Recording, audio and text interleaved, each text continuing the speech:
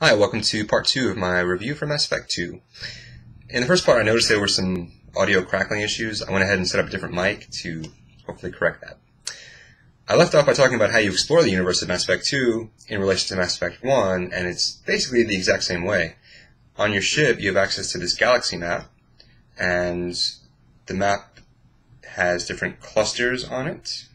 In the clusters you have different planetary systems, and of course in those planetary systems are different planets and moons.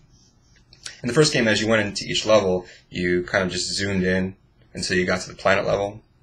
In this game, you have a little version of the Normandy that you fly around the map, and you go in between planets. You can fly in between planetary systems. If you want to get to a different system, you hit up a Mass Effect relay, press the button, pick your system, go.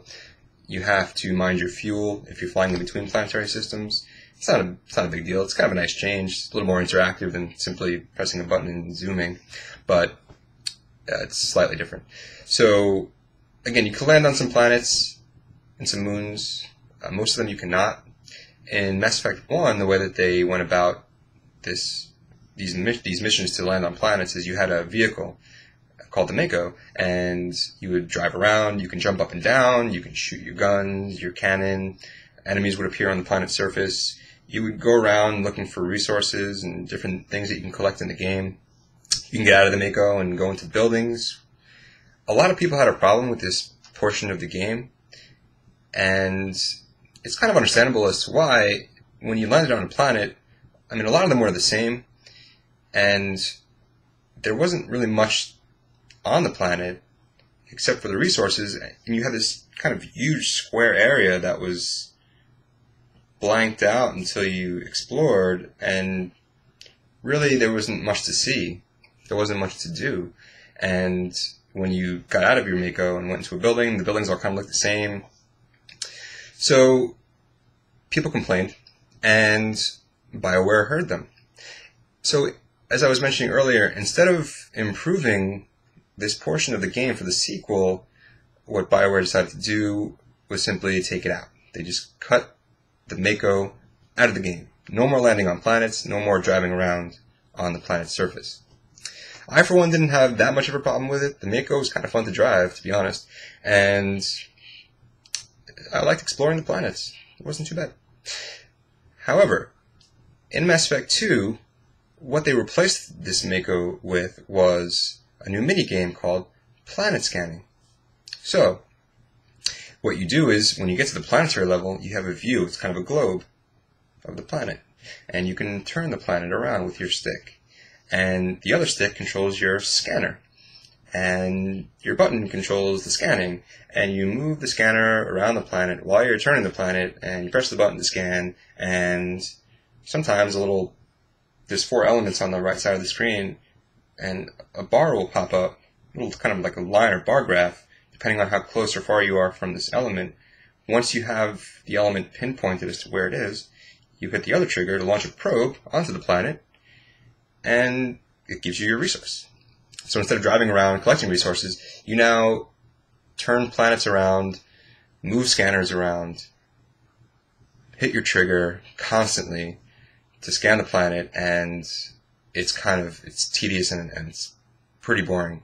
And you need resources to upgrade everything in the game. And there's one resource that you can hardly ever find unless you scan quite a bit. So, to all those who didn't enjoy the Mako, I don't know if you play this and enjoy the new planet scanning because this is the end result of that. I don't enjoy it that much. I actually did it a little bit too much because I thought I would need more than I did. But it takes you out of the game, it breaks the immersion, it's not fun, and again, instead of improving on what was already there, they simply took it out and replaced it with something even more boring and tedious than they previously had. But that's what's involved in terms of exploring the planets. The ones that you can land on, well, there are different missions that you can do. Most of the ones that you find are anomalies. Like from the first one, your AI says when you view a planet, she says, anomaly detected. And then you scan the planet to find the anomaly, and more scanning, and you launch a probe, and then you can land on the planet, complete the mission, yada yada yada. But most of those are kind of pointless side quests.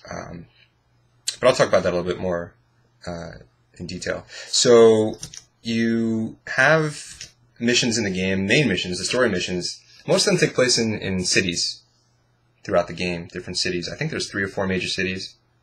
And the cities, I don't even know if you can call them cities. They're like, they're not big. I mean, when you look at them, when you're standing in the city and you look around, it looks like a city, but you can't explore most of it. It's tiny. The area that you can explore is maybe 3 to 4 rooms or areas, and that's it. And there's nothing to do there except talk to some people about your mission. There's a few shops, and that's about it. The Citadel, which was in the first game, a major portion of the first game, basically where you spent most of the first 3 to 6 hours of the game, is still there. You can land there, but you cannot explore it the way you explored it in the first game. It's just a new area that they gave you that has 3 to 4 floors that look exactly the same as the floor before it, and there's not much to do. So, I mean, you can go around and get little side missions for people to get experience, but that's about it. The graphics in the game, when you go around and you're viewing the cities and the people, I mean, the graphics are great. The graphics look slightly better than they did in the first game. I have no problem with the graphics, but, you know, the graphics don't make the game fun or boring. They help, but, you know, again, this review is more about the game and is it fun? So, when you actually get into the mission structures, main missions, on planets or in cities, they're extremely linear. So what you do is you walk around, you walk forward, linear level, you walk forward, and then you get to a portion of the level where there appears to be there start to appear, more boxes start to appear, more crates, more short walls start to appear. So you kind of know when that happens, guess what? You're about to go into combat. That's right. So you pop into cover and you start your combat. This is probably the only portion of the game that was improved over Mass Effect 1. So Mass Effect 2 has more streamlined combat. It's kind of fun, because combat is a big portion of this game. It needs to be fun. It's just that there's a little bit, maybe too much combat. But in terms of the difference between the combat in this one and the combat in the first one, in the first one, you had your squad mates, you have 2 squad mates with you. You could assign them to go to this one place. In this one, you can assign them to go to different places. You have your power wheel on your right bumper, which gives you access to your powers, your squad mates' powers, and you can assign 2 of your own powers to the bumper buttons. So once you're in combat, you can unleash whatever power you have by hitting the button when you're targeted on an enemy.